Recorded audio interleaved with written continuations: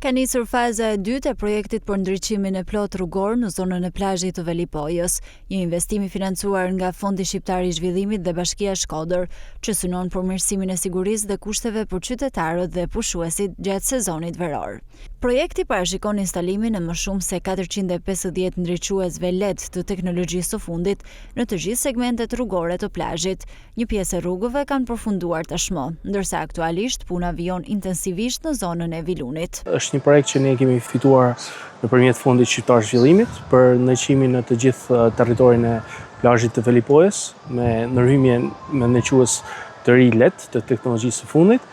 Momentalisht ne jemi tek zona e Vilunit, po vazhdojmë pjesën e investimit, po montojmë, siç e shikoni, shtyllat, linjat dentoksore, pusetat, elektrodat të gëzimit dhe gjitha aksesorët për ndriçimin rrugor, që kjo të vëhet funksion të qytetarëve këtu dhe normalisht edhe të sezonit turistik që po vjen për vitin 2026. Normalisht ky është një proces i gjatë, është një nga projektet më të mëdha që kemi fituar si ndriçim rrugor.